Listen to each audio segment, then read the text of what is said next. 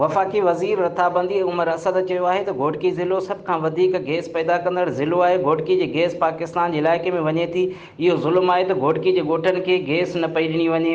घोटकी लॻ ॻोठ गुलबहार संगड़ में 6 ॻोठनि खे गैस जी सहूलियत ॾियण वारी इफ़्तिताही तक़रीब खे ख़िताब कंदे असद उमर वधीक चयो त वज़ीर आज़म उन ॻाल्हि में यकीन रखे थो त जिते वसीला हुजनि उतां जे मक़ामी माण्हुनि जो पहिरियों हक़ु आहे। हुन चयो त हलीम आदिल शेख ते हमिलो कराइण में सिंध हुकूमत जो माण्हू मुलविस आहे। सिंध हुकूमत चाहे थी त हलीम आदिल वॾो लीडर बणिजे। हलीम आदिल अहिड़नि हरकतनि खां न डिॼंदो, हू पंहिंजी महिनत जारी रखंदो। सिंध जी पॉलिसी आहे त कमु नाहे करिणो, न वरी कंहिंखे करणु ॾींदासीं। सिंध में 50 सालनि खां पीपी जी हुकूमत रही आहे। सिंध में उन वक़्त खां पीपी जी हुकूमत आहे जॾहिं बिलावल पैदा ई न थियो हो। बिलावल अञा बि कमु करण लाइ टाइम पियो घुरे। सिंध हुकूमत असांखे कमु करण खां रोके रही आहे। हुन चयो त वज़ीर आज़म सखर आमद दौरान सिंध में तरक़ियाती कमनि जो ऐलान कयो हो। असां 1 महीने अंदरि जेकबाबाद, घोटकी, खैरपुर में तरक़ियाती कमनि जो इफ़्तिताह करे रहिया आहियूं। हुन चयो त वज़ीर आज़म जी 22 सालनि जी जदोजहद रही आहे। असांजी पार्टी जो नालो बि इंसाफ़ आहे।